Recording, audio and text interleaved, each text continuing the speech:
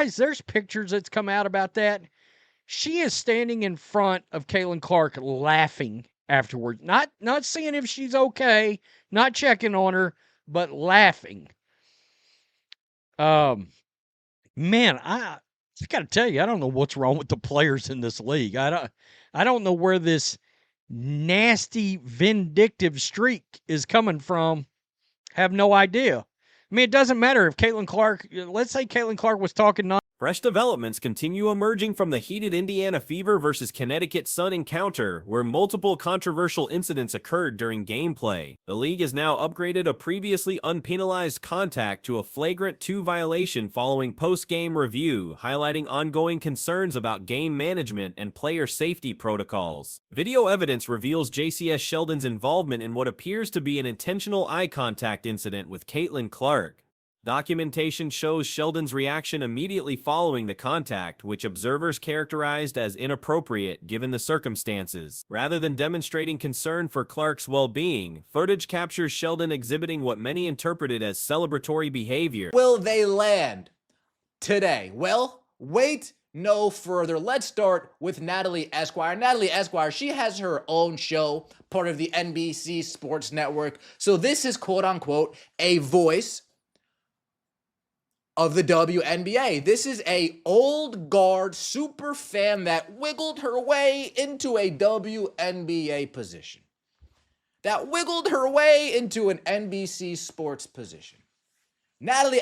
The incident raises serious questions about sportsmanship standards and player conduct within the league. Regardless of any potential verbal exchanges or competitive tensions that may have preceded the contact, deliberate physical aggression targeting an opponent's face represents an unacceptable escalation that violates basic safety principles in professional basketball. Beyond the initial incident, additional footage has surfaced showing Marina Mabrey engaging in questionable physical contact with multiple Indiana players during the same game. Video analysis reveals what appears to be an attempted elbow strike directed toward Aaliyah Boston, suggesting a pattern of aggressive behavior rather than isolated incidents.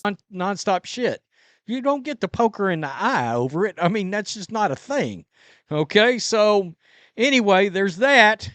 We did a video earlier. We had footage of a Marina Mabrey doing a one of these at Aaliyah Boston, trying to give her some kind of a swinging elbow situation. And I'm like, from the same game. And that's after Mabrey did, of course, the Kennedy Carter move on Caitlin Clark. These actions occurred after Mabrey had already executed what observers compared to a Kennedy Carter-style maneuver against Clark earlier in the contest. The accumulation of these incidents within a single game raises concerns about escalating tensions and inadequate intervention from officials during the competition. The sequence of events has prompted widespread discussion about appropriate teammate protection and response protocols. Many observers question why Indiana Fever players present on the court during these incidents failed to intervene or provide more assertive support for their teammates facing aggressive actions. Esquire thought things were all fun and games when Marina Mabrey comes down and body checks Caitlin Clark. Marina Mabrey, by the way, who actually didn't see the play take place. Marina Mabrey, by the way, who actually didn't see the play take place. Marina Mabrey's looking off in the distance. She has no idea what's taking place. She has no idea what's transpiring. All she sees is her opportunity to get her lick on Caitlin Clark. All she sees is her opportunity. Notable absence from the court during the initial incidents was Natasha Howard, who many expected might have provided leadership or intervention during the escalating situation. The lack of immediate response from veteran players present during the altercations has generated criticism from fans and analysts monitoring the team's chemistry and protective instincts. Clark. And I got to tell you, a lot of people have really come out. People are being vocal about the Indiana Fever players that were on the court at the time, wondering how come nobody got after Marino on that. And it is a good question. You know, I thought it might be something that a Natasha Howard or somebody like that would address, and it wasn't addressed. The only person we know towards the end. Newly released footage demonstrates Coach Austin Kelly's crucial role in preventing additional confrontations during the chaotic sequence. Video evidence shows Kelly physically restraining Sophie Cunningham, who was attempting to enter the court area to confront opposing players involved in the incidents. The footage reveals Cunningham's immediate reaction to seeing her teammate under attack as she moved aggressively toward the court despite not being in the active lineup at that moment. Kelly's intervention involved physically wrapping his arms around Cunningham to prevent her from reaching the playing surface and potentially escalating the situation further. Opportunity to say, Caitlin Clark, how dare you come in this league and steal my shine? How dare you? Marina Mabrey took her shot. Right before Tina Charles got there, Marina Mabrey did the job for her. So Natalie Esquire, she thought that play was hysterical. She thought that play was hilarious. She's hee-heeing and ha-haing, sitting on her couch, loving life, living large. Then the Sophie Cunningham play transpires. And Chris Williamson, someone who works... Kelly maintained his restraint of Cunningham for an extended period, keeping her secured until all players had separated and moved away from the confrontation area. The coaching decision demonstrates professional game management and conflict de-escalation, though it also prevented what many viewed as justified teammate protection. Into the game that finally stepped up and made it clear I'm the enforcer on this team. She was not on the court, by the way. When the incident happened, when the first incident happened with the eye gouge and the slam against Caitlin Clark, Sophie Cunningham was not on the court. And it's not for a lack of wanting to be on the court, because we got yet more new footage, and it is of Sophie Cunningham trying to get... Throughout the restraint period, Cunningham continued attempting to break free and reach the court, pointing towards specific opposing players and clearly indicating her desire to confront those involved in the aggressive actions against her teammates. The sustained effort required to contain her suggests genuine anger and protective instincts toward Clark and other teammates. Documentation reveals Cunningham's extensive martial arts background, including black belt certification in karate achieved during childhood. Her athletic history also includes collegiate football experience as a kicker, suggesting diverse physical skills and competitive experience across multiple sports. For CBS Sports, another cape for the WNBA old guard says, "Hey, yo! J.C. Sheldon took exception to that hard foul from Sophie, and this is getting out of hand, man. Officials said we don't care, the physicality or extra stuff, LOL." And then Natalie Esquire says, "As she should have. Ain't no way I'm letting that slide if I'm J.C.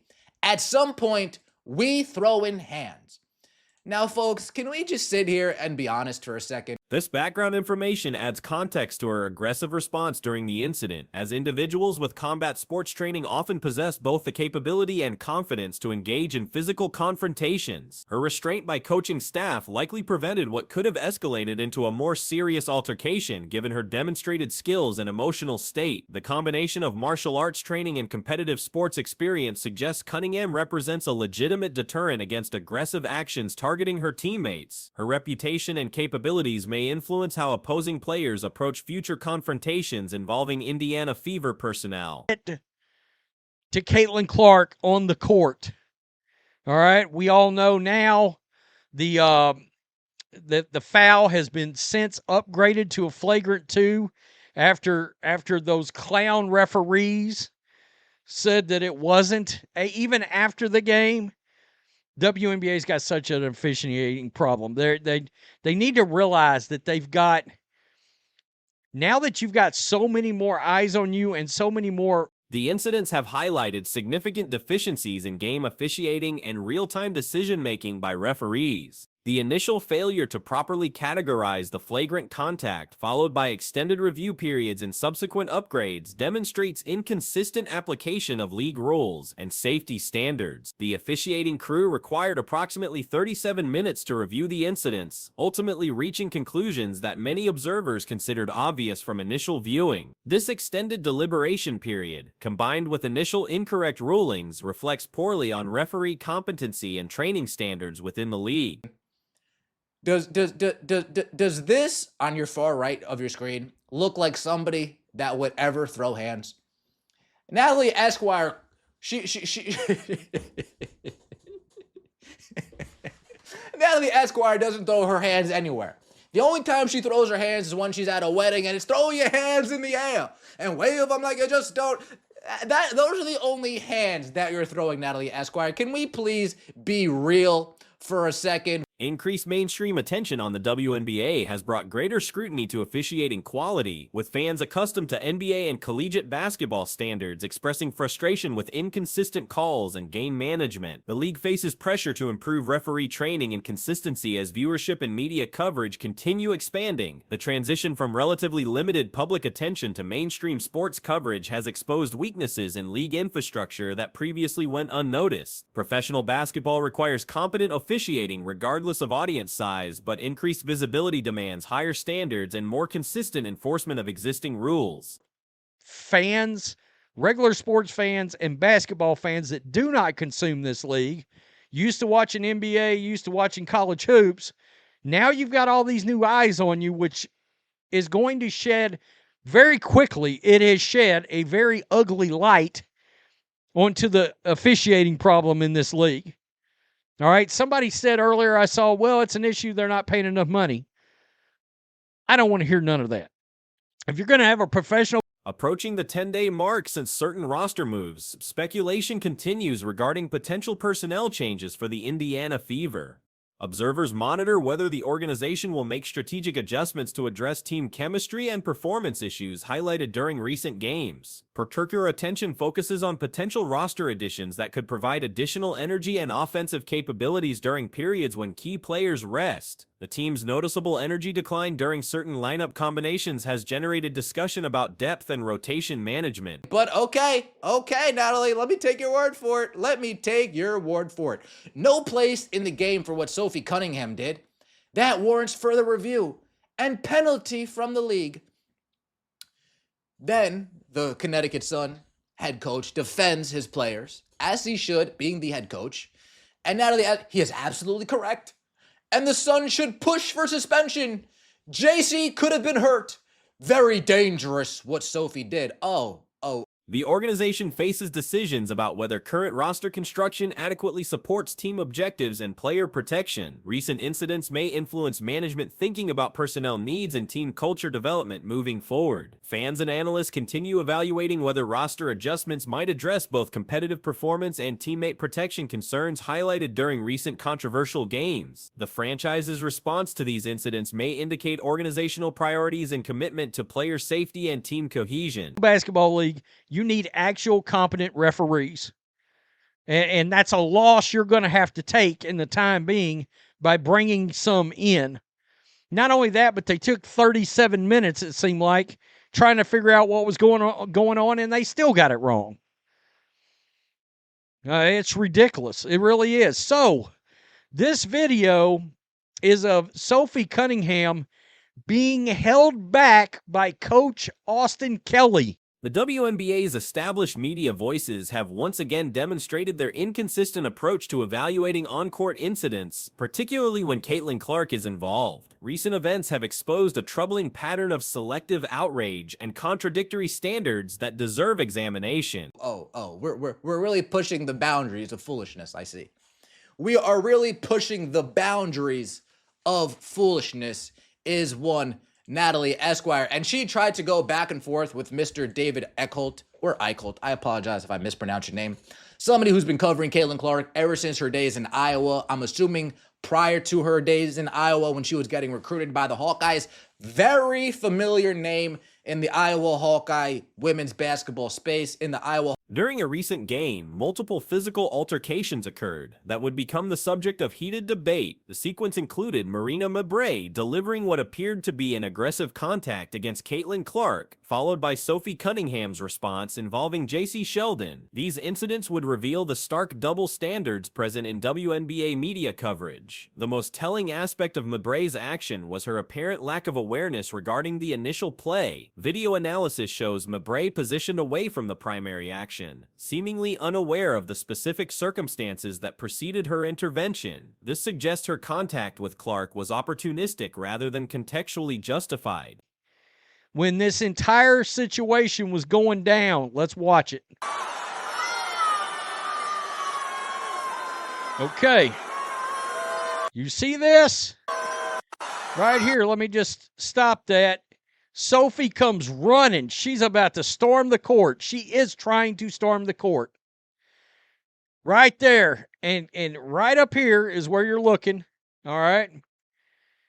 She tries to storm the court. Look. Madeley Esquire, who has carved out a position within NBC Sports Network despite questionable credentials, exemplified the problematic coverage. Her reaction to Mabre's aggressive play against Clark was notably celebratory, treating the incident as entertainment rather than examining its appropriateness. However, when Sophie Cunningham responded with her own physical play, Esquire's tone shifted dramatically. Suddenly, the same commentator who found humor in Clark being targeted became deeply concerned about player safety and league standards. Her statement about the situation warranting further review and penalty from the league stood in stark contrast to her earlier amusement. Hawkeye space in general, she tries to call him out.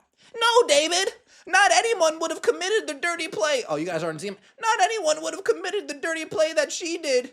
Not sure why y'all equate headlocking a defenseless player long after an incident just before a game ends with sticking up for a teammate. Saying JC should defend herself from the dirty play aren't the same. Wah, wah, wah. And she gets, I believe the term the kids are using. The hypocrisy became even more apparent when Esquire suggested that JC Sheldon's situation justified retaliation, despite her own physical appearance suggesting she has never engaged in such confrontations herself. Her theatrical claims about throwing hands rang hollow given her background and demeanor. When challenged by David Eckholt, a respected journalist with extensive Iowa basketball coverage, Esquire doubled down on her inconsistent stance. She attempted to distinguish between sticking up for a teammate and dirty play, applying different standards to virtually identical situations based solely on which player was involved.